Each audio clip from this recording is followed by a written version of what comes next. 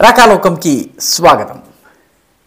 ప్రభుత్వం బలంగా ఉన్నప్పుడు సైన్యం దృఢంగా ఉంటుంది. సైన్యం దృఢంగా ఉన్నప్పుడు సర్వసాధారణ ప్రజానికానికి కూడాను సాహసం వస్తుంది, ధైర్యం వస్తుంది, దిటవు వస్తుంది, సత్తా వస్తుంది, సత్తువ వస్తుంది. సర్వసాధారణ ప్రజానీకం కూడా శత్రువుని కళ్ళలో సూటిగా చూసి ఛాతీ ఎదురొడ్డి బెదిరించగలడు, వెనక్కి తరిమేయగలడు. దీనికి సంబంధించిన తాజా ఉదాహరణ మనకి చైనాకి లద్దాఖ్ ప్రాంతంలో మన దేశానికి ఉన్నటువంటి లైన్ ఆఫ్ యాక్చువల్ కంట్రోల్లో కొద్ది కాలం క్రితం జరిగినటువంటి సంఘటన తెలియజేస్తుంది. 2014 వరకు ప్రతి సంవత్సరము చైనా కొద్ది కొద్దిగా మన భూభాగాన్ని ఆక్రమించుకుంటూ వచ్చింది. ఒకసారి 1/2 కిలోమీటరు, ఒకసారి 1/4 కిలోమీటరు, ఈ రకంగా సలామీ స్లైసింగ్ పద్ధతిలో ఆక్రమించుకుంటూ ముందుకొచ్చింది. మన సైన్యము నెమ్మదిగా శాంతియుత పరిస్థితుల్ని కాపాడేటటువంటి పేరు మీద ఒక్కొక్క అడుగు వెనక్కి వేస్తూ వచ్చింది. చివరికి పరిస్థితి ఏ రకంగా వచ్చిందంటే, లద్దాఖ్ ప్రాంతంలో ఉన్నటువంటి బౌద్ధులలో, లద్దాఖీ బౌద్ధులు ఎవరైతే ఉన్నారో వాళ్ళలో సంచార జాతులు ఉన్నాయి. పశువుల్ని, ముఖ్యంగా గొర్రెల్ని మేపుకునేటటువంటి జాతి ఉంటుంది. వాళ్ళని చాంగ్పా అంటారు. ఈ చాంగ్పాలను సరిహద్దు వైపు వెళ్ళకూడదు అని చెప్పి సైన్యము, ప్రభుత్వము చెప్పింది. దాంతో పాపం వీళ్ళు అసలు తమ గొర్రెల్ని మేపటము మానేసేశారు, ఉన్న చోటే ఉండడం మొదలుపెట్టారు. వాస్తవానికి చాంగ్పా తెగ ఏదైతే ఉందో, ఈ నొమాడ్స్ అంటే వీళ్ళు సంచార జాతులు. సంవత్సరంలో 4 సార్లు వీళ్ళు తమ పశు సంపదను తీసుకుని ఒక చోట నుంచి ఇంకొక చోటకి వెళ్ళి అక్కడ వాటిని మేపుకోవడము, వాటిని పెంపకం చేయటము, వాటికి ఉన్నిని సేకరించి దాంతో శాలువలు తయారు చేయడానికి కావలసినటువంటి ఉన్నిని సరఫరా చేస్తారు. సుప్రసిద్ధమైన కశ్మీర్కి చెందినటువంటి పష్మినా షాల్స్ ఏవైతే ఉన్నాయో ఆ పష్మినా షాల్స్కి కావలసిన ఉన్ని ఈ చాంగ్పా అనేటటువంటి సంచార తెగకి చెందినటువంటి లడ్డాఖీ బౌద్ధులు తయారు చేస్తారు.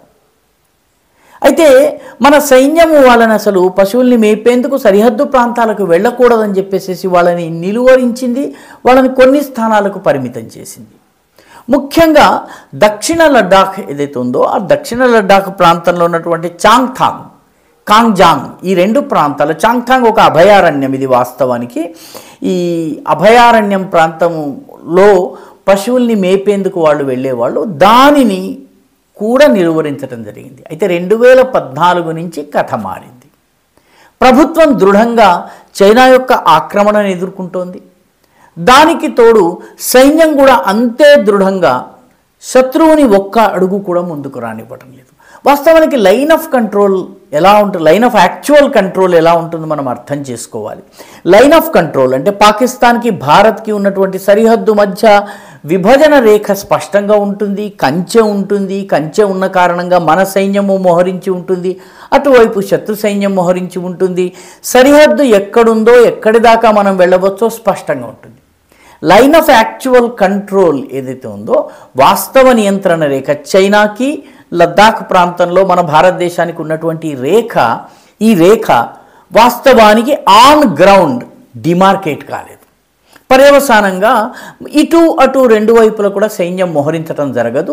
రేఖ ఎక్కడుందన్న విషయంలో అటు చైనాకి ఒక అభిప్రాయం ఉంది, ఇటు భారతదేశానికి కూడాను ఇక్కడ దాకా మా రేఖ ఉంది, మా భూమి ఇక్కడ దాకా అని భారతదేశం ఉంటుంది, లేదు ఇక్కడ దాకా అని చైనా ఉంటుంది.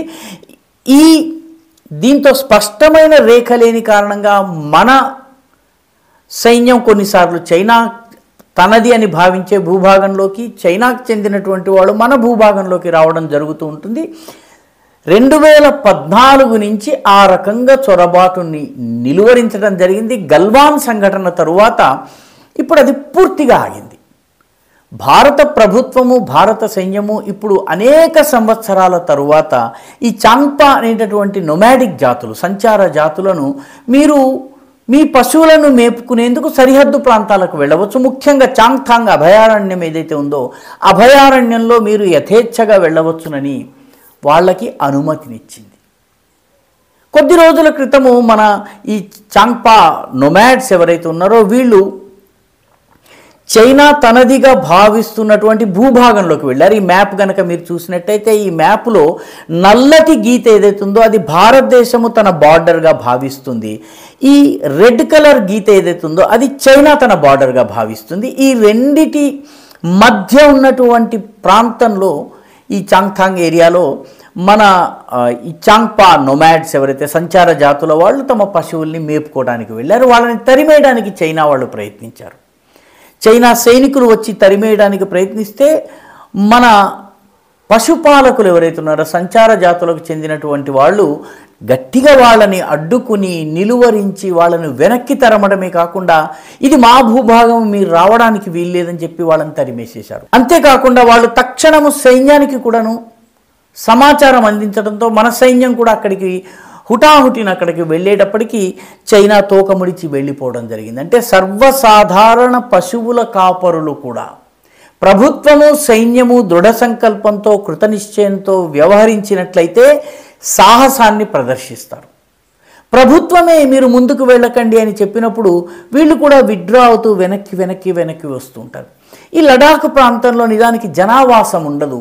కిలోమీటర్లకి కిలోమీటర్లు ఇళ్ళు ఉండవు, గ్రామాలు ఉండవు, ఎటువంటి సదుపాయాలు ఉండవు. కాబట్టి ఈ ప్రాంతంలో ఏం జరుగుతుందని తెలుసుకోవాలంటే నిత్యము మిలిటరీ గస్తీ లేని పక్షంలో ఈ సంచార జాతులకు చెందినటువంటి వాళ్ళు నొమాడ్స్ ఎవరైతే ఉన్నారో వీళ్ళు వెళితే వీళ్ళ నుంచి సమాచారం వస్తుంది. కాబట్టి భారత ప్రభుత్వం ఇప్పుడు వీళ్ళకి పూర్తి స్వేచ్ఛనిచ్చింది. ఈ పూర్తి స్వేచ్ఛనిచ్చిన కారణంగా వీళ్ళు వెళ్ళగలుగుతున్నారు, చైనాని నిలువరిస్తున్నారు. చైనాతోటి ఏ రకంగా భారత ప్రభుత్వము భారత సైన్యము సహాయంతో ఏ రకంగా పోరాడామో, ఏ రకంగా చైనా వాళ్ళని వెనక్కి పంపామో తాషీ నమ్గాయిల్ అనేటటువంటి ఈ సంచార జాతికి చెందినటువంటి వ్యక్తి హిందీలో చెప్తున్నాడు. అయితే లడాఖీ యాసలో ఉంటుంది, ఒకసారి వినండి.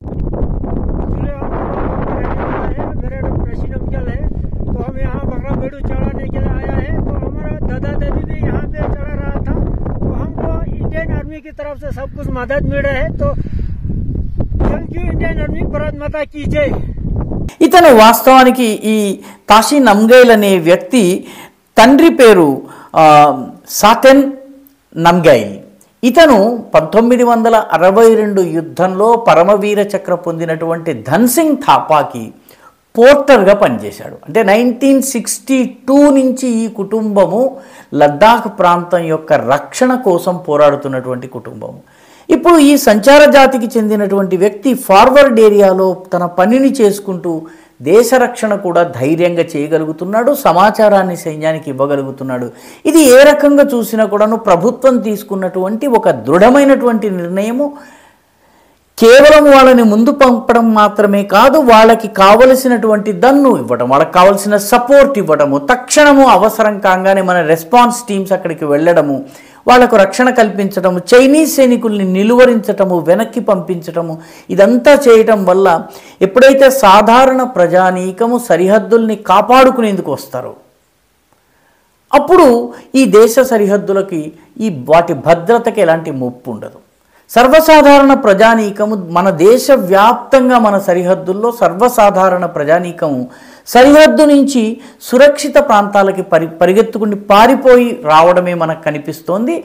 ఆ పరిస్థితిని మార్చేందుకే మోదీ ప్రభుత్వం వైబ్రెంట్ విలేజెస్ స్కీమ్ని ఒకటి తీసుకొచ్చి సరిహద్దు గ్రామాలలో మౌలిక వసతుల్ని పెంచుతోంది. అదేవిధంగా గత ఆగస్టు 15న 600 గ్రామాలకు చెందిన సరిహద్దు గ్రామాలకు చెందినటువంటి వాళ్ళని తీసుకొచ్చి రిపబ్లిక్ డే పెరేడ్లో ఇండిపెండెన్స్ డే పెరేడ్లో వాళ్ళని భాగస్వాములుగా చేసింది. అదేవిధంగా ఇప్పుడు ఈ సంచార జాతులకు కూడా సహకారం అందించటం వల్ల ఒకటి ఆ ప్రాంతంలో జనావాసం ఉంది, రెండవది అక్కడ శత్రువు కదలికలు తెలుస్తున్నాయి, మూడవది మన సరిహద్దుల్ని మనము సమర్థవంతంగా కాపాడుకోగలుగుతున్నాం.